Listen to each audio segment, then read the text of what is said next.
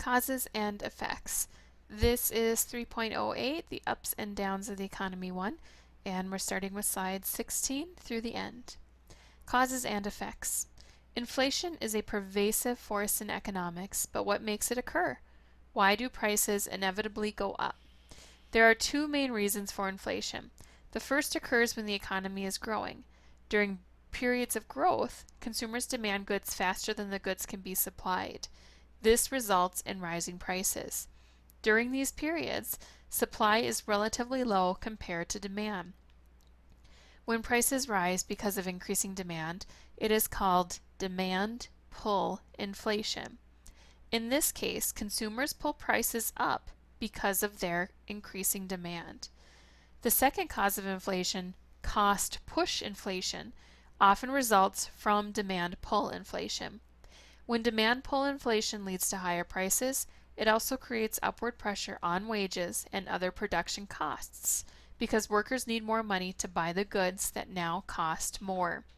This means that the cost of producing goods goes up as labor costs rise and producers pay more for other resources too. This helps push prices up. With rising costs of production, companies must pass the higher costs through to consumers in the form of higher prices. This creates cost push inflation. The business cycle in action. Inflation is an important feature of the business cycle.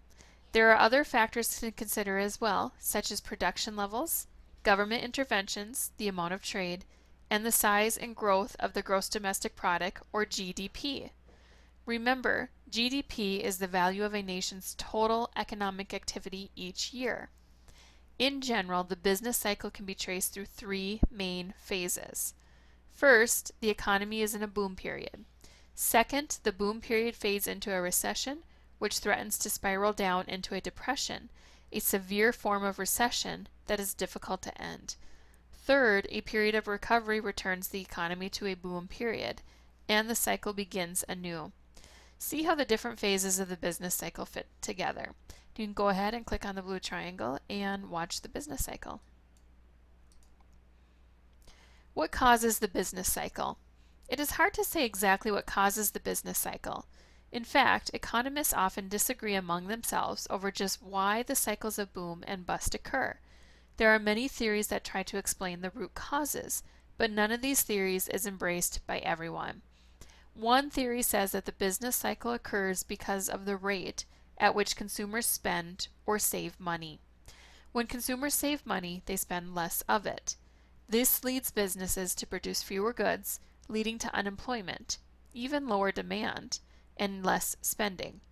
This creates a recession, or worse, a depression, until people have a good reason to start spending again.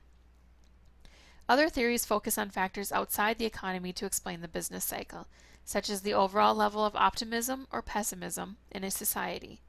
Other factors that economic theorists point to include political changes, unforeseen events such as natural disasters, and even the weather.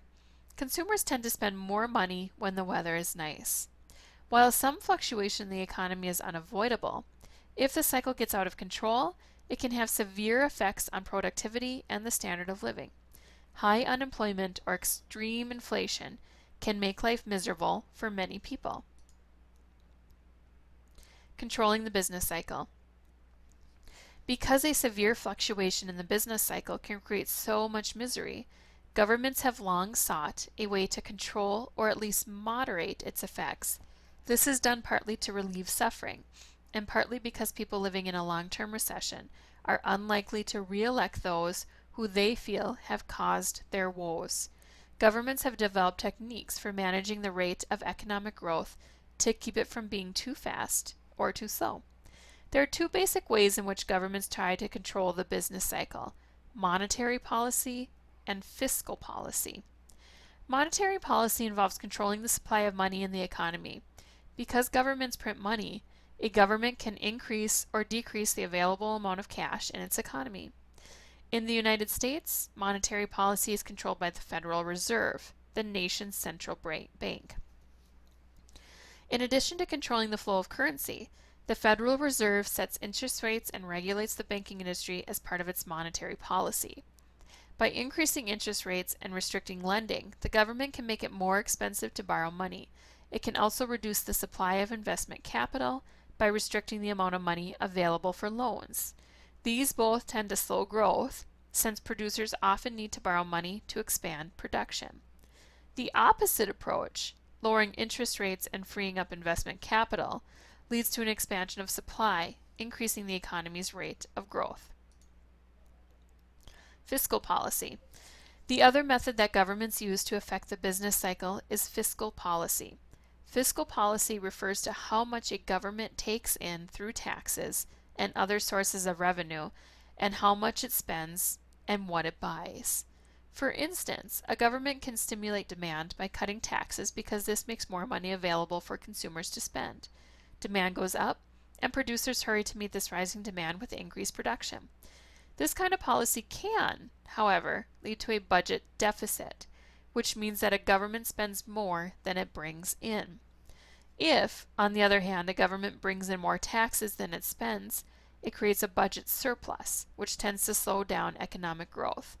In this situation, people have less money to spend because more of their income is going to taxes, and the government is also spending less. Demand goes down, which means producers are not as interested in raising production. This slows investment and keeps the economy from growing too quickly. Ideally, a government would go from deficit to surplus as the business cycle proceeded, but it is rarely that simple. Still, some form of government intervention with monetary and fiscal policies can help control the business cycle and keep the swings in the economy from hurting people too much. Beyond control. However much government policies can help ease the severity of swings in the business cycle, it is clear that no government has complete control over any economy. The economy encompasses a wide range of human activity, and it is affected by events well beyond the control of even the most powerful governments. Beyond control. Do natural disasters affect the economy? Absolutely. Find out about one famous example here, and then you can go ahead, click the blue triangle, and watch the slideshow. Politics and the economy. Political changes can also affect the economy, and extreme political changes often have extreme economic consequences. For instance, a popular revolution that topples an entire government can wreak havoc on a national economy. Such a political crisis can throw the business cycle into a severe depression because the institutions of finance lack oversight and consumers are afraid to spend money.